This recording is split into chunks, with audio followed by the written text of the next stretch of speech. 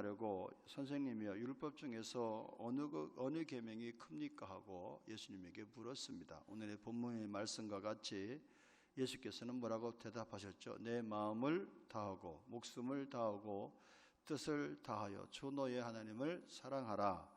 이것이 크고 첫째 되는 계명이라. 그리고 둘째는 내 이웃을 내 자신과 같이 사랑하라라고 말씀했습니다.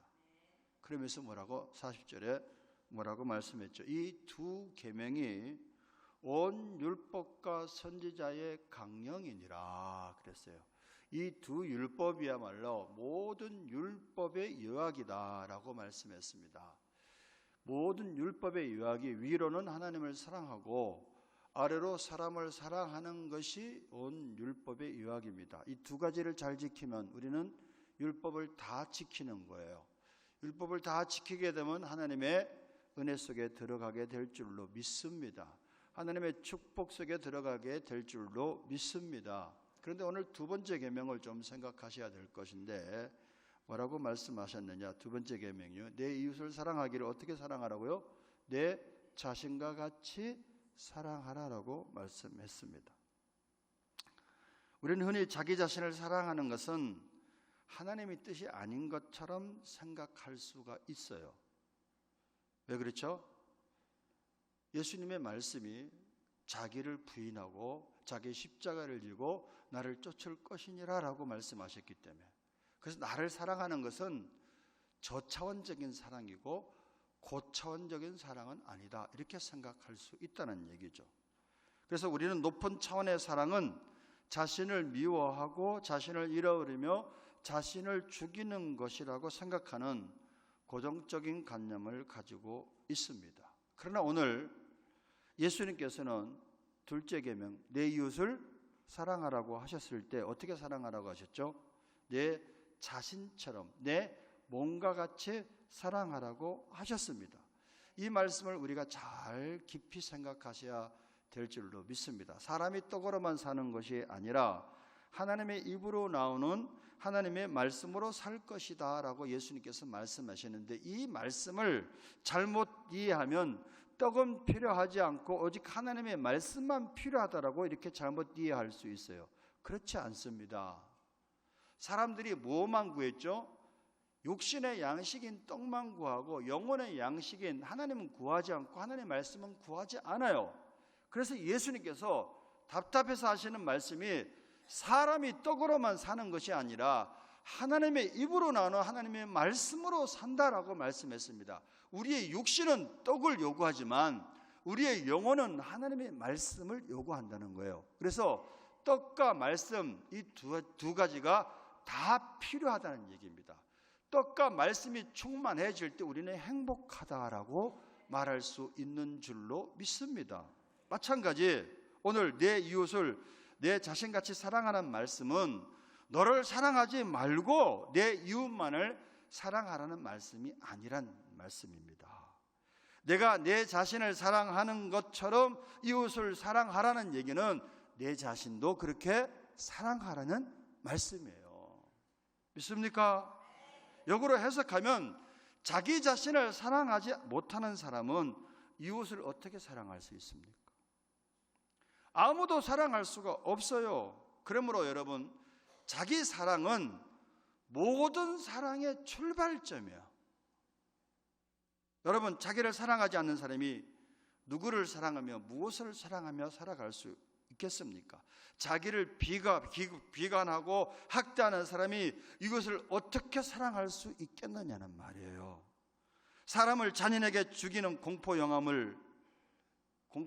영화를 보신 줄로 압니다. 그때 여러분 잘 알다시피 살인자들이 어렸을 때 부모와 친구로부터 학대를 받아 자기 존재를 인정받지 못한 사람들이 대부분입니다. 사람으로부터 버림받고 인정받지 못해서 깊은 상처를 가지고 있기에 사람을 죽이는 살인자가 된 거야. 자기를 비관하는데 어떻게 남을 좋게 볼 수 있어요? 자기를 학대하는데, 자기를 미워하는데 모든 사람이 미워 보이는 거예요. 자기가 버림받은 존재면 모든 사람이 다 그렇게, 사회를 그렇게 볼 수밖에 없는 것입니다, 여러분. 그래서 여러분, 모든 사랑의 출발점은 먼저 자기 사랑부터 해야 돼. 자기를 가치 있게 인정을 하셔야 돼. 자기를 소중한 존재로 인정하셔야 됩니다. 믿습니까?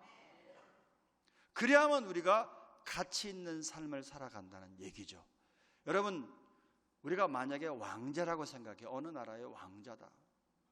요즘에 그 오일 달러가 엄청나잖아요. 그 중동 산유국에 내가 어떤 공주로 태어났다 이렇게 생각만 해도 막 기분 좋지 않아요, 여러분? 왕자로 태어났다라고 생각하면 우와. 그러면 여러분, 왕자로 태어난 사람이 거지처럼 살겠습니까? 어떻게 살으려고 노력하죠? 왕자답게 살아가려고 하는 거야. 마찬가지입니다. 내가 소중한 존재다, 내가 존귀한 존재다라고 깨달아지면 어떻게 살아가려고 하느냐? 소중하게 살아가려고 하는 겁니다. 나는 버려진 인생이야 라고 생각한다면 막 살아가는 거예요. 막 살아가는 거야.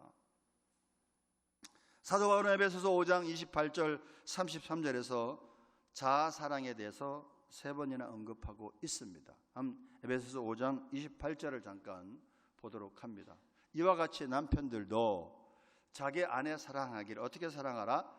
자기 자신과 같이 할지니 자기 아내를 사랑하는 자는 자기를 사랑하는 것이다. 자기 아내 사랑하기를 어떻게 사랑하라고요? 자기 자신을 사랑한 같이, 자기 몸을 사랑한 같이 그렇게 아내를 사랑하래. 그럼 엄청난 사랑이야. 안 그랬어요? 안 그러겠어요, 여러분? 여러분, 보통 사람 같으면 자기 몸을 엄청나게 아낍니다. 제 친구 어떤 분이 계시는데 이분은 조금만 아파도 종합병원 가. 조금만 아파도 좋은 약 먹어. 자기 몸을 얼마나 아끼는지 몰라. 그런데 아내가 아프든 말든 종합병원 가든 말든 상관하지 않아. 그런 사람 제가 봤어요. 그래서 내가 그랬어요. 야, 네 자신을 사랑하듯이 반만 아내를 좀 사랑해라. 관심을 좀 가져라. 그럼 네 가정 화평해진다. 그러니까 문제가 자꾸 생기는 거야. 예? 자기는 막 절제합니다. 건강하기 위해서 음식 같은 거 가려 먹습니다. 근데 아내는 땡기는 대로 먹으래. 막 어떻게 먹어도 상관없어. 자기 몸만 잘 관리하면 돼. 얼마나 이기주의적인 사랑입니까, 여러분? 그 아내를 그렇게 사랑하는 거 아니야. 아내를 사랑한다면 자기 몸같이, 자기 자신같이 사랑하라 하고, 그리고 오늘 성경은 권면하고 있습니다. 두 번째 또 뭐라고 말씀하는 29절에는 뭐라고 말씀하죠? 29절, 누구든지 언제나 자기 육체를 미워하지 않고 오직 양육하여 보호하기를 그리스도께서 교회에 함가하나니. 그랬어요. 자기 육체를 미워하지 않고 오직 양육하여 보호하셔야 돼요. 몸을 아껴야 되는 거예요. 하나님이 주신 이건 몸이야. 그래서 우리 잘 관리하셔야 돼요.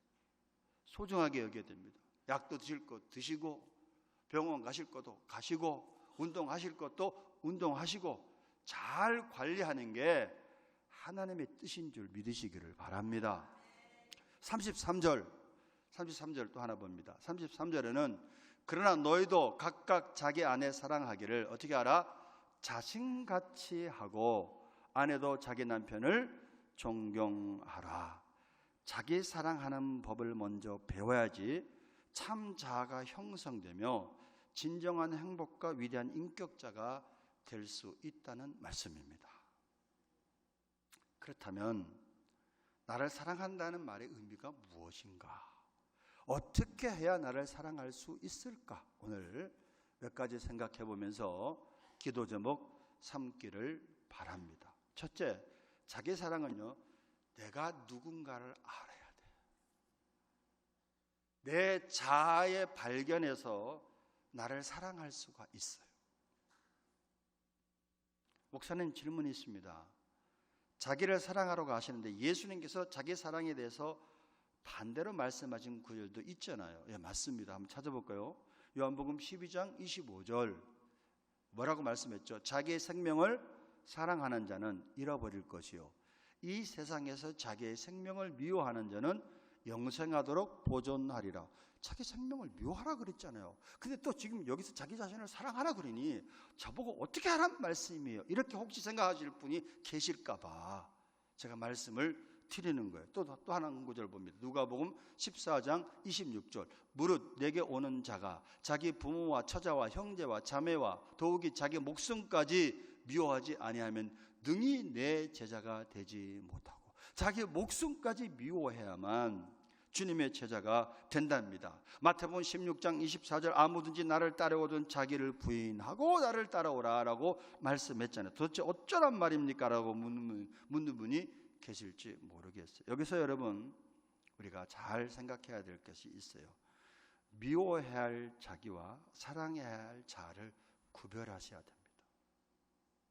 자기를 미워하라는 얘기는 이기적인 자기를 미워하라는 거야.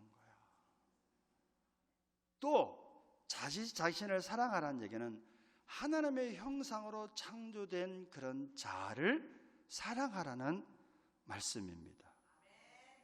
조금 더 구체적으로 얘기할까요? 예수 믿는 사람들은 십자가에서 못 박은 아담의 옛 성품을 미워하라는 얘기지, 하나님의 형상으로 창조된, 하나님의 생명으로 창조된 거듭난, 그래서 새 사람이 된 우리들 자신을 미워하라는 거 아닙니다. 새 사람 된 우리들 자신을 어떻게 알아? 사랑하고. 미워해야 할 나는 옛 성품, 아담의 옛 성품, 이기적인 욕심적인 그런 옛 성품을 미워하라는 그런 말씀인 줄로 믿습니다. 그래서 우리의 진정한 정체성은 아담의 생명이 아니라 예수 그리스도의 생명입니다. 그래서 여러분, 나를 사랑하려면 어떻게 해야 된다고요? 내가 누군가를, 나의 정체성을 확실히 알아야지 나를 사랑할 수가 있는 거예요. 여러분, 팔자 더러운 여자입니까? 팔자 더러운 남자입니까? 그럼 나를 사랑할 수가 없어. 어떤 사람은 이렇게 얘기합니다. 나는 말종 중에 말종이래. 그런 사람이 자기를 어떻게 사랑할 수 있어? 말종인데, 자기 스스로가 말종이라고 생각하는데 말종답게 살아갈 거 아닙니까? 여러분, 우리는 예수님의 핏값으로 거듭난 예수님의 생명을 가진 하나님의 자녀인 줄로 믿습니다. 이것이 저와 여러분의 정체성이야. 이 사실을 정말로 깨달으셔야 됩니다. 그래서 성 베르나르드라는 사람은 먼저 자신을 위해 자신을 사랑하고, 다음으로 자신을 위해 하나님을 사랑하고, 그 다음으로는 하나님을 위해 하나님을 사랑하고, 마지막으로 하나님을 위해 자신을 사랑하라. 굉장히 어려운 말을 했어요. 어쩌란 말이냐? 쉽게 얘기하면, 한마디로 얘기하면 우리가 하나님의 형상으로 지어진 위대한 존재이기에 우리 자신을 사랑하는 것이 하나님의 뜻이다. 아멘. 그렇다면 여러분 자신을 사랑하십니까? 심각하게 한번 던져보세요, 문제를. 많은 사람들이 자신을 사랑하는 것 같은데 자신을 학대해, 자신을 정죄해, 자신을 용서하지 못해. 그 사람 속에 무슨 새 창조의 역사가 일어날 것 같습니까, 여러분? 자신을 미워하고 자신을 용서하지 못하는데 거기 하나님의 역사가 어떻게 일어날 수 있겠느냐 말이에요. 아프리카 어느 부족의 이야기를 양육반 필독서에서 다루었고 몇 번 말씀드렸습니다. 기억하시라고 생각되는데, 이야기인즉 이 부족에는 결혼을 하려면 남자가 지참금을 내고 여자를 데려와야 되는 풍습이 있었습니다. 지참금은 그땐 돈이 필요 없잖아요. 건강하고 우람한 소였습니다. 신부가 젊고 예쁠수록 가져와야 할 소의 숫자가 증가했습니다. 이 마을에는 그런데 노처녀가 한 명이 있었어요. 나이가 많을 뿐만 아니라 생긴 것도 그저 그렇게 해서 소 반마리만 준다고 해도 얼른 보내고 싶은 그런 여자였습니다. 그런데 추장 아들이 그만 이 노처녀에게 반하게 되어버렸어요. 아무도 거들떠보지 않는 노처녀에게 반해서 청혼을 하게 된 것입니다. 마을에서는 큰 화제가 될 수밖에 없지요. 그럴 수밖에 없는 것이 그 유능하고 똑똑하고 건강한 추장 아들이 젊고 예쁜 여자들은 다 제쳐놓고 못생기고 나이 많은 노처녀를 선택했기 때문입니다. 그런데 사람들이 더욱 놀란 것은 추장 아들이 가져온 지창금이었습니다. 가장 예쁜, 지금까지 마을 역사에서 가장 예쁜 아가씨를 데려갈 때 지창금이 소 3마리였어요. 근데 이 추장 아들이 그 노처녀를 데리고 오는 지창금이 소 8마리를 냈어. 그러니까 막 뒤집어지는 거죠. 온 마을이 막 화제가 되고 막. 그리고 이 노처녀도 너무 뜻밖이야. 그래서 첫날 밤을 지내는데 먼저 이 노처녀가 추장 아들에게 물었습니다. 자식이 자신에게 왜 그렇게 많은 지창금을 보내는지 자기도 이해하지 못한다고 신랑에게 물었어요. 그랬더니 추장 아들 신랑이 대답하는 이 추장 아들이 하는 말에 이 여자가 변화되어 버렸어. 무슨 말을 했느냐? 내게 당신은 소 8마리보다 더 가치가 있는 여인입니다. 이렇게 얘기했어요. 내게 소가 더 많이 있었다면 그것마저 다 지창금으로 다 주었을 것입니다. 신부의 눈에 눈물이 흘렀습니다. 그 순간부터 노처녀의 삶은 달라졌어요.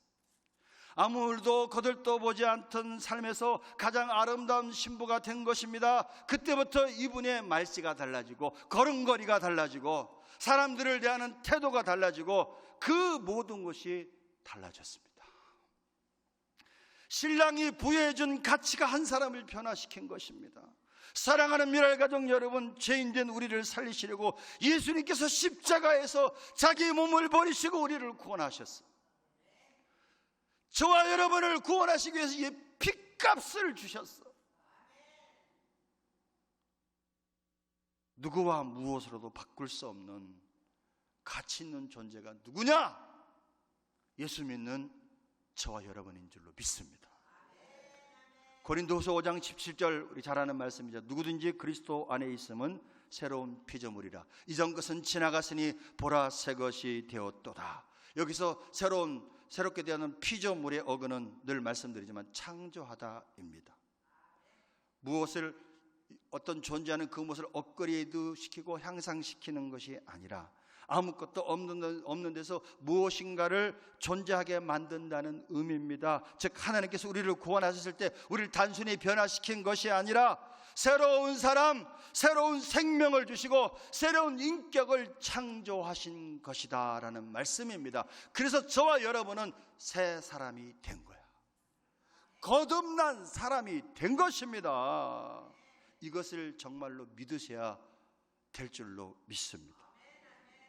그럴 때 우리는 더 이상 내 자신을 학대하거나 비관하지 않을 줄로 믿습니다.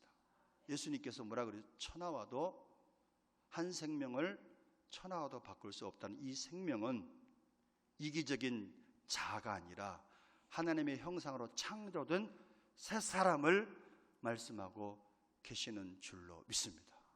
저와 여러분은 위대한 존재야. 하나님이 천인 중에 만인 중에서 골라 뽑아가지고 예수님의 생명을 집어넣어서 새 사람 된 거듭난 사람인 줄로 믿습니다.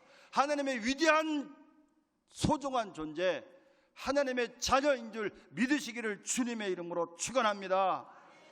안타깝게는 오늘날 많은 사람들이 자기를 학대하며 비관합니다. 자기를 미워합니다. 아니면 교만해. 하나님의 자녀가 된 그리스도인들, 그런 사람들이 많습니다. 자존감이 낮아요.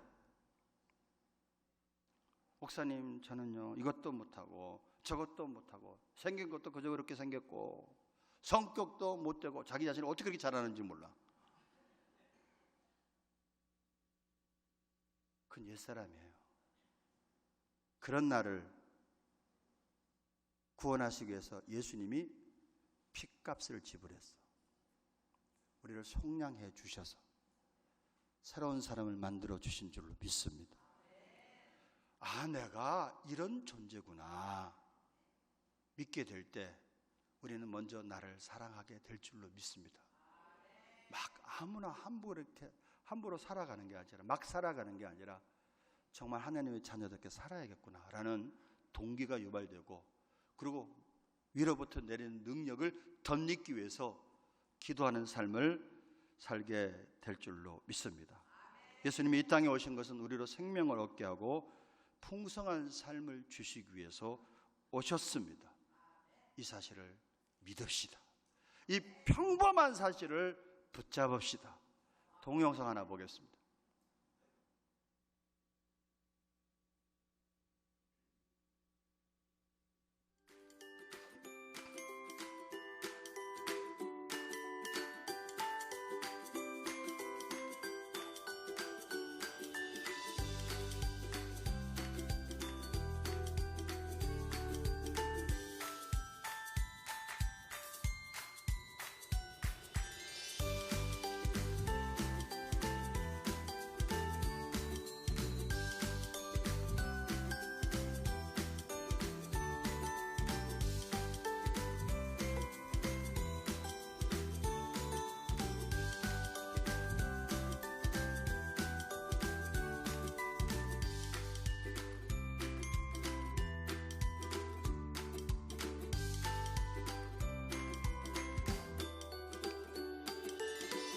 여러분도 칠대 불가사의가 뭔지 이 시간에 한번 생각해 보시고 보세요.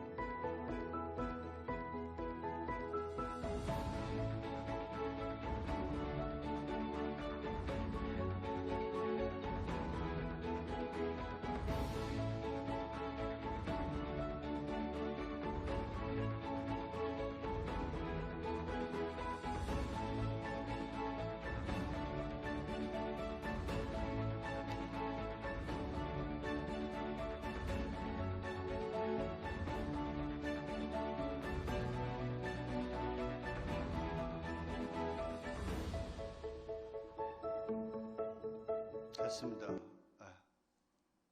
여러분, 하나님이 우리를 사랑하셨기 때문에 하나님의 형상으로 우리를 만드셨고 우리에게 보이지 않는 위대한 선물들을 주셨어요. 우리가 몰라. 그래서 우리 자신이 어떤 존재임을 모르기 때문에 막 무가치하게 살아갑니다. 아니구나. 하나님이 나를 사랑하셨구나. 하나님의 형상으로 나를 만드셨구나. 이 평범한 사실을 다시 한번 깨닫고 하나님의 뜻 안에서 순종하며 살아가는 저와 여러분 되시기를 주님의 이름으로 축원합니다. 어떤 목사님의 간증입니다. 저에게 제 자신으로부터 사랑받고자 하는 갈망이 있음을 제대로 알지 못했습니다. 늘 자신에 대한 좌절감, 죄책감, 열등감에 시달렸습니다. 나는 욕심도 많고 믿음도 없고 능력도 없고 재주도 없고 말도 제대로 못하고 개척교에서 벗어나지 잘 못하고 화도 잘 내고 게으르고 의지도 약하고 용기도 없고 유혹에 약하고 기도도 잘 못하고 전도도 안 하고 제가 저를 사랑하지 못하고 살아온 것입니다. 그러다가 주님이 저를 사랑하시는 것이 어느 날 믿어졌습니다. 주님이 저를 사랑하는 것이 분명하다면 저도 저를 사랑하는 것이 마땅할 것입니다. 이것이 제게는 너무 놀랍고 처음에는 정말로 어색한 일이었습니다. 주님이 원하시는 것은 주님이 저를 정말로 사랑하신다는 것을 믿고 감사하며 저도 저를 사랑하는 것이었습니다. 자기 자신에게 사랑을 받는 느낌이 얼마나 놀라운지 모릅니다. 제가 저를 사랑하기 시작하면서 제 삶에 엄청난 변화가 일어나고 있습니다. 가장 중요한 변화는 행복하다는 것입니다. 그저 이유 없이 행복합니다. 주님이 저를 사랑하신다는 것이 믿어지고 제가 저를 사랑하게 되니 다른 사람들에게 사랑을 구걸하지 않게 되었습니다. 비로소 다른 사람을 사랑할 수 있게 되었습니다. 이것 역시 정말 행복한 일입니다. 놀라운 기적입니다. 다른 사람을 용서하고 사랑하려면 자신을 먼저 사랑할 수 있어야 합니다 라고 간증을 했는데 굉장히 와닿는 그런 동감되는 부분들이 많을 줄로 믿습니다. 미랄 가족들이요, 자기 사랑은 위대한 자아의 발견에서 시작이 됩니다. 어떤 발견해야 되죠? 하나님이 나를 사랑하시는구나. 내가 하나님의 자녀로구나. 여기서부터 내 자아를 발견하시고 아브라함처럼 복의 통로임을 믿고 그렇게 살아가시기를 바랍니다. 둘째, 어떻게 하면 내 자아를 발견할 수 있고 나를 사랑할 수 있느냐? 같은 얘기일 수 있는데 하나님의 사랑을 지식이 아니라 체험할 때, 하나님의 나를 사랑한다는 사실이 깨달아지게 될 때 나는 변화될 수 있고 나를 비로소 그 목사님처럼 자신을 사랑할 수 있게 되는 줄로 믿습니다. 신학자 드리킨손이라는 사람은 고린도전서 13장을 이렇게 표현했습니다. 고린도전서 13장 아시죠? 사랑은 언제나 오래 참고 이렇게 나가는 게 고린도전서 13장이죠. 이분은 이렇게 해석을 했어. 하나님이 나를 사랑하심으로 오래 참으십니다. 이렇게 했어요. 하나님이 나를 사랑하심으로 나를 위하십니다. 그는 내가 하나님의 사랑 안에서 성숙되고 발전하는 것을 보기를 원하십니다. 하나님이 나를 사랑하심으로 내가 내 자신을 신뢰할 수 없는 순간에도 하나님은 나를 계속 신뢰하고 계십니다. 하나님이 나를 사랑하심으로 나의 많은 친구들이 버릴지라도 결코 나를 버리시지 않으십니다. 여러분, 하나님께서 이렇게 저와 여러분을 끔찍이도 사랑하십니다. 그래서 우리는 우리의 시각으로 자신을 바라보는 것이 아니라 하나님의 시각으로 우리들 자신을 바라봐야 돼. 내 시각으로 나를 바라보니까 못생기고 안 생기고 못 가졌고 안 가졌고 막 열등감이 생기고 자기를 정죄하고 비판하고 자기를 미워합니다. 여기에 어떻게 감사가 넘칠 수 있고 여기에 어떻게 주님의 기쁨이 있을 수 있겠느냐는 말씀입니다. 그러므로 여러분, 우리는 하나님의 시각으로 내 자신을 바라봐야 되고 하나님의 시각으로 우리 가정을 바라봐야 되고 하나님의 시각으로 남편을 바라봐야 되고 하나님의 시각으로 자녀를 바라봐야 되고 내 시각으로 바라볼 때는 안 돼. 부정적이야. 그러나 하나님의 시각으로 바라볼 때는 내 자녀들이 얼마나 사랑스러운지 가능성이 얼마나 많은지 하나님의 시각으로 우리의 가정을 바라보니까 비전 있는 가정이야. 우울한 가정이 아니라 저주받은 가정이 아니라 하나님의 계획 속에 있는 가정이구나 믿어지게 되는 줄로 믿습니다. 하나님의 시각으로 아내를 바라보시고 하나님의 시각으로 제발 좀 남편 좀 바라보세요. 저 왼수 이러지 마시고 하나님은 제 왼수라고 한 적이 한 번도 없어. 하나님의 시각으로 교회를 좀 바라보시고 하나님의 시각으로 대한민국을 좀 바라봅시다. 대한민국이 얼마나 축복된 나라인지. 저는 과정에 있다고 생각해요. 대한민국이 민주주의를 가기 위한 막 진통과 막 몸살을 앓는 거랑 이런 것들을 통해서 대한민국이 하나하나 성장해 나가지 않겠는가. 서로 잘못된 부분이 있으면 우리가 기도하지 못해서, 우리가 바로 서지 못해서 주위의 적들이 강해지는 게 아니냐. 어제 말씀처럼 그렇게 우리가 긍정적으로 받아들이면 하나님의 시각으로 대한민국을 바라보고 하나님의 시각으로 이웃을 바라볼 수 있는 저와 여러분 되시기를 주님의 이름으로 축원합니다.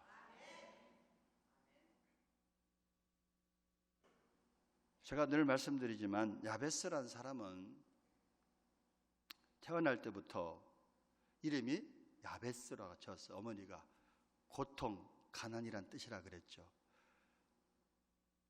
야베스가 태어날 즈음에 가장 나라가 못 살았고 가장 가정 형편이 열악했어. 그래서 야베스의 어머니가, 원래 아버지가 자식의 이름을 지는데 어머니가 이름을 지었다는 얘기는 아버지가 없다는 얘기입니다. 그러니까 자식이 여럿인데 야베스가 막내로 태어나는데 또 야베스가 성서학자들이 말하면 장애인이었을 수도 이른다. 그래서 얼마 살지 못할 애로 태어났다. 그래서 이름을 야베스라고 지었어. 가난이라고 지었고 고통이라고 지었단 말이죠. 모든 사람들의 시각이 야베스는 가난하고 저주받았고 고통 중에 태어났기 때문에 얼마 살지 못해. 이것이 사람들의 시각이었습니다. 야베스 자신도 그렇게 야베스야 야베스야 야베스야 듣고 자랐기 때문에 자기 자신도 저주받은 속에서 태어났다고 자기 자신의 정체성이 그렇게 정립이 되어 있었는지 모르겠어요. 그런 야베스가 하나님을 만남으로 그의 믿음이 변화되었고 그의 꿈이 변화되었고 그의 가치가 변화되었고 그의 인생 목적이 변화되었고 그의 기도가 변화됐어. 믿습니까 여러분? 죄인 중에 괴수, 말종 중에 말종이 아니라 이런 나를 하나님이 나를 사랑하셨구나. 아, 내가 장애인으로 태어난 것 같았는데 내가 아브라함의 후손이구나. 내가 아브라함의 복을 받는 복의 통로로 하나님이 나를 사용하시는구나. 하나님이 나를 사랑하시는구나. 나에 대해서 놀라운 계획을 가지고 계시구나라는 사실이 정말로 믿어지게 되었다는 말씀입니다. 이것이 복음 아니겠습니까?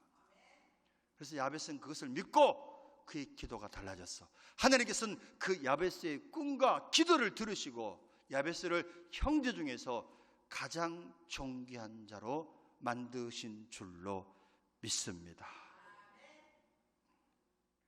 여러분, 우리가 하나님과 원수 되었을 때 하나님은 얼마나 우리를 사랑했으면 원수된 관계 속에서 사랑하는 독자 외아들을 죽이시면서 저와 여러분을 건져주셨어. 속량하셨어. 핏값으로 교회를 사셨어. 핏값으로 저와 여러분이 교회잖아요. 핏값으로 저와 여러분을 구원하셨어.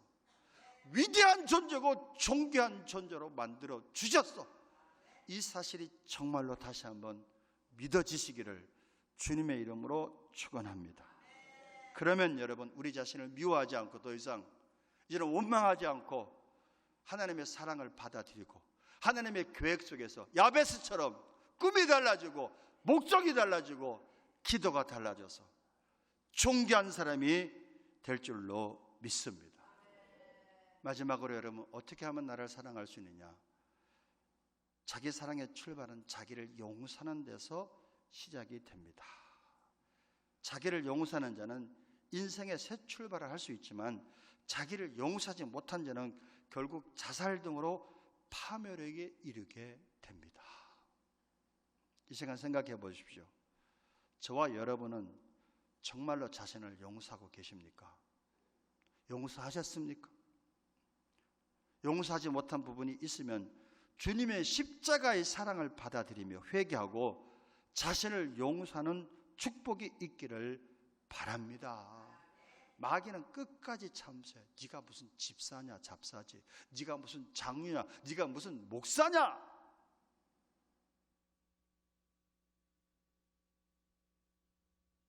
그래, 맞아. 우린 굉장히 양심 있는 사람처럼 그래, 맞아. 나 같은 건 죽어도 싸. 막 이런단 말이야. 나 같은 건 교회 나올 필요도 없어. 그럼 교회 안 나와. 막 자기 자신을 막 용서를 못해.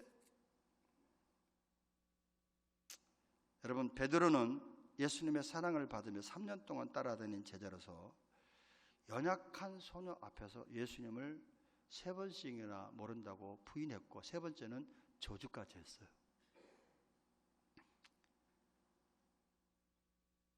그러니 여러분, 10번 주고 마땅한 죄인 아닙니까? 그러나 베드로는 예수님 말씀처럼 자기 자신을 용서하고 자신을 받아들였습니다. 그리고 회개했습니다. 그러니까 다시 한번 위대한 사도가 될 수 있었어. 그러나 가룟 유다를 봅시다. 그는 은 30냥을 바꿔서 예수님을 제사장들에게 팔아 넘겼습니다. 그리고 양심의 가책을 받았어. 그 돈을 가진 게 아니라, 입마이 포켓한 게 아니라 성전에 던져버렸어. 그리고 양심의 가책을 받아서 자살했습니다. 목매달아 죽었습니다. 인간적인 의리로 보아서는 가룟 유다가 훨씬 양심적인 사람입니다. 그러나 자기를 사랑하지 못하고 자기 의와 교만한 자존심을 가지고 스스로 목숨을 끊어 자살함으로 비참한 생을 마감하게 되었습니다. 여러분, 정말 여러분 용서하십니까? 여러분 자신을? 쉬운 게 아니에요. 실수한 부분 어떤 때는 막 떠올리고 내가 왜 그랬을까? 회개하는 건 좋은데 그걸 깊이 생각하고 자신을 미워하고 비관하는 건 하나님의 뜻이 아닙니다. 그 사람 못 일어섭니다. 주님의 십자가의 보혈이 얼마나 능력이 있다는 사실을 체험하셔야 돼요. 그래서 여러분, 누구든지 아무든지 자기 죄를 자백하면 저는 미쁘시고 의로우사 우리 죄를 용서하시며 우리를 모든 불의에서 건져주시는 좋으신 분이심을 믿으셔야 될 줄로 믿습니다. 십자가의 보혈의 능력을 믿고 그 십자가의 보혈의 바다, 작은 돌이든 큰 돌이든 모두 바다가 감싸듯이 큰 죄든 적은 죄든 우리가 정말로 뉘우치고 회개하면 동의서에서 먼 것 같이 하나님은 우리의 죄가를 다 잊으십니다. 새로운 출발을 할 수 있게 되는 줄로 믿습니다. 과거에 연연하지 마시고 죄책감에 열등감에 빠져들지 마시고, 그건 믿음이 아닙니다. 무지입니다. 주께서 거기서 우리의 정죄에서 구원하셨습니다. 자유케 하셨습니다. 용서하셨고 속량하셨습니다. 이 사실을 믿고 주님이 나를 용서하신 것처럼 나도 나를 용서하는 그런 축복이 있기를 주의 이름으로 축원합니다. 요한복음 3장 16절 다 같이 합독하겠습니다. 아시죠? 하나님이 세상을 이처럼 사랑하사 독생자를 주셨으니 이는 그를 믿는 자마다 멸망치 않고 영생을 얻게 하려 하심이니라. 그렇습니다. 하나님이 나를 이렇게 사랑한다는 사실을 다시 한번 깨닫고 믿고 하나님의 사랑을 받아들여서 나 자신을 용서하며 회개하고 우리 자신을 미워하여 정죄하지 말고 사랑하고 이웃과 하나님을 사랑하는 삶을 살아가는 저와 여러분 되시기를 주님의 이름으로 축원합니다. 봉헌하겠습니다.